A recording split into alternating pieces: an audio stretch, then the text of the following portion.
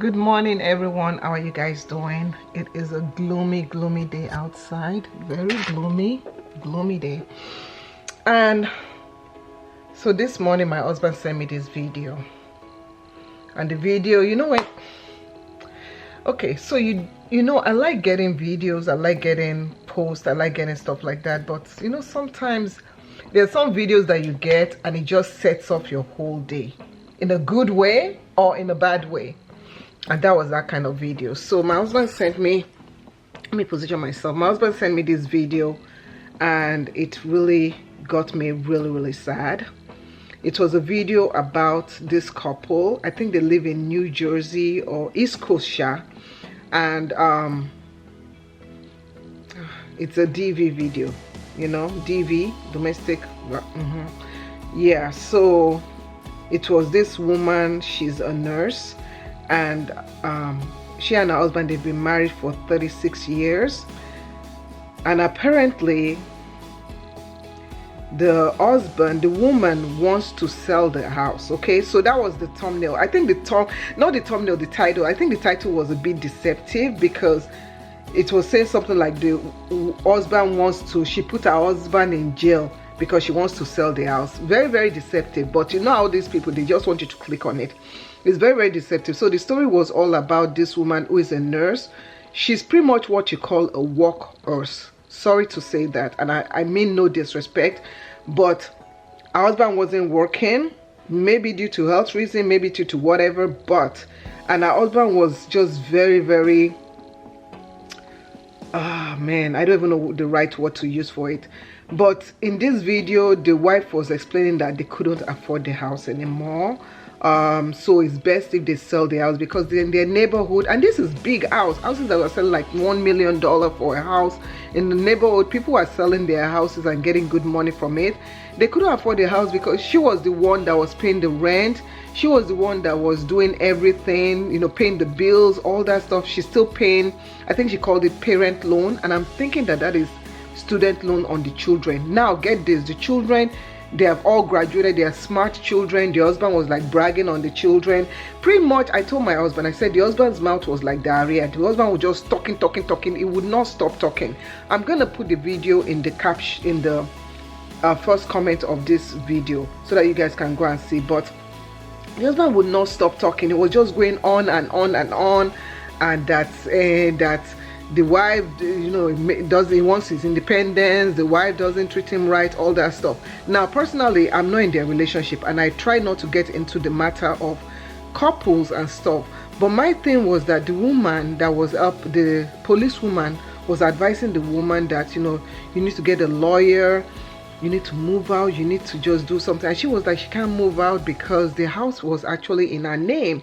So she you know, just fighting, just pretty much like, if I move out, the house is in my name, I'm still gonna be paying the bill. It's best that we just sell the house and, you know, everybody part their way. Now me thinking, I think the husband is very dependent on the wife for a lot of things. Number one, pretty much the livelihood, because she makes money and he works her. And even it's up to the point that, you see, when things become up to a point where your family, your workplace knows about your marital issues, then it is a big problem. Those things, work and marriage and work and your life should be separate.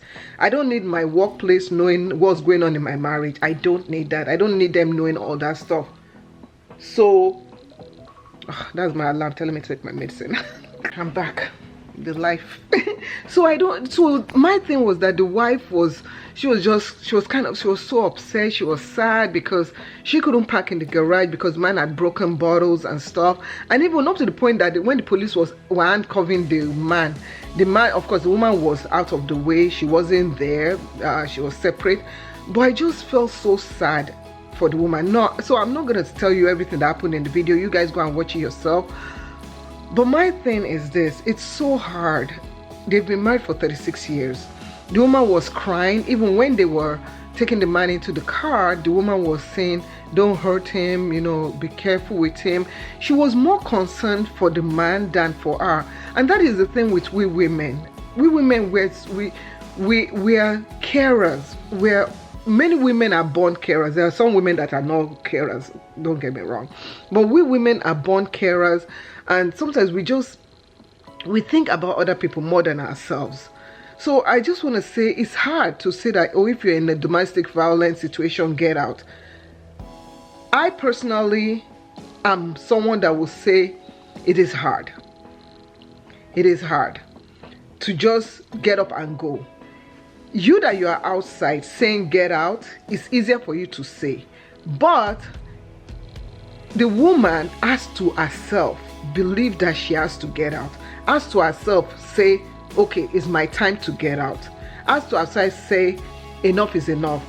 This particular woman, she was even advising her daughter, because she has 2 sons and a daughter, and these kids are like 33 years old, I think 27 years old and 23 or 20 something years old. So the kids are grown. She was advising her daughter that if a man raises his hands on you, get out of that relationship. Whereas she herself is in a relationship where her husband is beating her, treating her badly. So you see, it's very hard. And I will tell you, from my husband has never ever in one day raised his hands at me. He has never ever in one day like yelled at me. He has said something like, oh Shola, I didn't like how you did this. Shola, I'm very disappointed in something you did and stuff. And this is the tone he will use. He has never raised his voice like yelling. Yes, I have raised my voice, and I had to control myself, because sometimes when I get so emotionally, frustrated about something, I'll be like, I'll go on and on. I have diarrhea in my mouth. That's what I call it. I don't know how to shut up. And I've prayed to God about that, and I've actually not done that in, I would say, probably so long.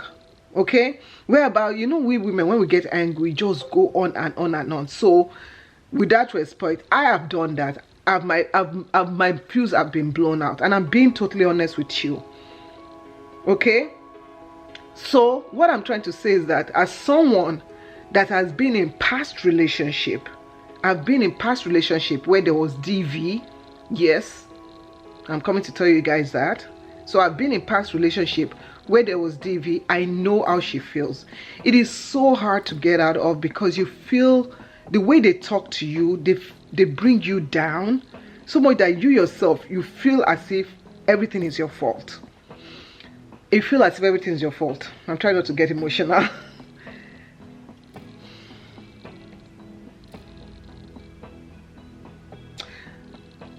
But it's not your fault. I'm coming today to tell you that it's not your fault. It's not your fault, and you can get out. You can get out. It doesn't have to get to a point where you want to off yourself, that you now realize that, oh, I gotta get out. Trust me, I'm talking from experience. So I want you to be strong. I want you to know that you don't have to spend one extra day. And if you feel like nobody's gonna love you after that fact, trust me, the best love is coming there. I never knew my husband would show up. I never knew. Is he the best man? No. He has his faults. Am I the best woman? No, I have my fault. But there was a time in my life when I thought that this is it. I'm not going to marry. I'm just not going to marry. It's just too hard. It's just too much. And I don't know when God just said, no, I have better things for you.